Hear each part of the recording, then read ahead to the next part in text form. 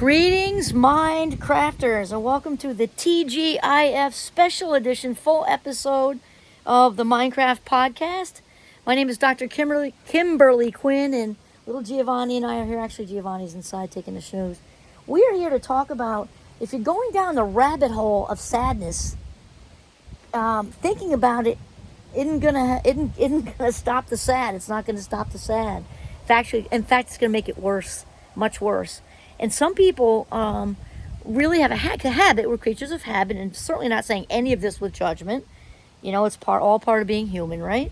We are very habitual creatures, and the more we allow our sadness, we're spiraling down the rabbit hole, and we're dissecting, and we're overthinking, the stronger it's going to get, and the harder it is to get rid of, the longer it lasts, the more familiar it gets to the brain, which means it'll invite even more sadness, because the brain's like, I really get this. I get this. We're looking for more things to go wrong, more things to be sad about. That the brain loves patterns, positive or negative. It's going to do what you say, right? So it is about allowing. We allow our thoughts. So here's the thing we have to remember is not to do when we're having sad thoughts is to do like a 7th grade science experiment and dissect it to death, because that is going to keep the sadness super alive and super strong and long lasting, which is not what we want ideally, right? So really the best thing you can realize, first of all, is to realize that thoughts come first and feelings come second. So it is, tell yourself this because it's a fact, Jack. I love saying that. It is neurologically impossible to feel sad without thinking sad thoughts first. That's the fact. Feelings come second. Thoughts dictate feelings. So one thing you can do is distract yourself by doing something that takes a lot of cognitive juice.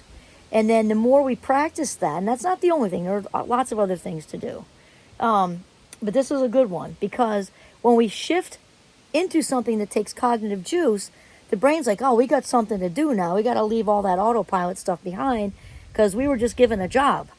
And it works really well much of the time. And by the way, I got to do that disclaimer thing, that nothing in the Minecraft videos is meant to take the place of professional treatment. Okay, there we go. All right, so when we shift into something that takes a lot of cognitive juice, it could be a chess game unless you're a chess master. It could be Sudoku unless you do those every day, because that won't work.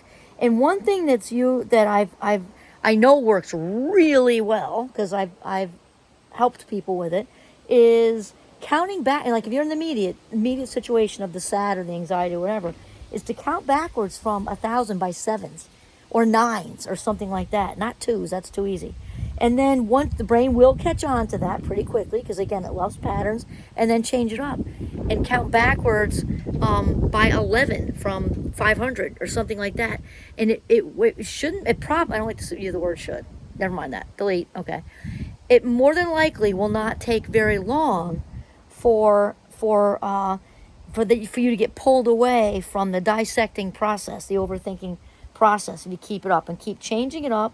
And remember that throwing a wrench in the bicycle spokes is a really, really good way to weaken unwanted thoughts, because that's what we need to do, because they go one way or the other. If we allow them, they get stronger, like a wet snowball rolling downhill. I'm in northern Vermont, right? So March snow, it's great snowman snow, and that works great for a snowman. But if that's your emotional example, then that's not so good, because it's building strength very, very, very, very quickly. The other thing I'd like to add is, remember, when you start experiencing a thought you don't want, again, we're not talking about the real genuine need to process it just happened situation. We're talking about surging up old stuff, right? That's just, we don't need it anymore. Close the chapter. Is remember the 17-second rule, because it's research based that once 17 seconds goes by, thoughts are much harder to get rid of. Doesn't mean you can't get rid of them. Obviously, we've got people who've had traumatic, experiences from their childhood, and with professional treatment and doing a lot of their own work, their own effort, can get rid of those. Though it's harder after that amount of time goes by. It's also true in a positive sense, because which is why I go on gratitude rampages a lot. just throwing up all that I'm grateful for, I'm grateful for, I'm grateful for 17 seconds. That's also true in the positive light. But for what we're talking about with sadness, realize that when you're allowing that negative self-talk to continue past that time, it's getting harder. So distract yourself out. We can choose to think positive thoughts. We forget that we're at the helm, we're in the driver's seat. And what I like to do when I explain this to people is ask them to picture a thoroughbred horse. Think like Kentucky Derby, right? This gorgeous, majestic, huge, big, fast animal. Think of that as sort of metaphorical for the brain, right? And then think of who is guiding this animal around the track. There are animals running full throttle in a big, oval shape or whatever with other horses to win something huge, and they're being guided by a 95-pound jockey. That huge animal. Think about that. It's a great metaphor for us controlling the mind.